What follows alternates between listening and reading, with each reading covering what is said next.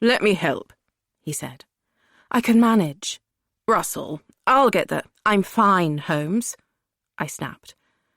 I was not fine, and when it came to admitting that an infirmity might require some help, I was proving nearly as cantankerous as Sherlock Holmes himself could be.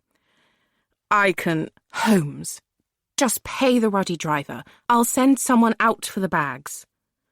Assuming they hadn't changed their minds as to the invitation or gone off to the south of France for the month. "Watch the—" "I see it," and nearly tripped over it, one crutch leg sliding into an ill-fitting stone on the walk. But he let me get on with my halting progress, stumping along the walkway towards the brightly painted door while the taxi driver undid the rope strapping our trunks and valise in place.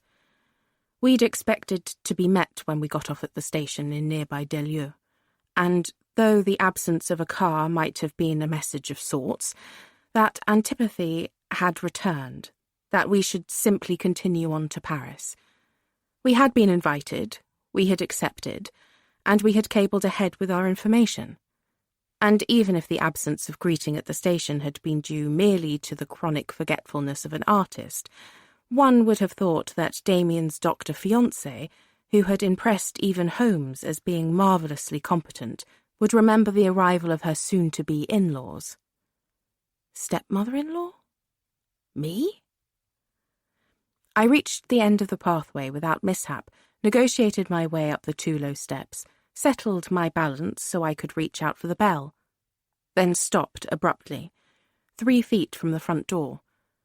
After a moment, leaving the crutches tucked under my aching arms, I unfurled my fingers from the grips and raised them, hands outstretched.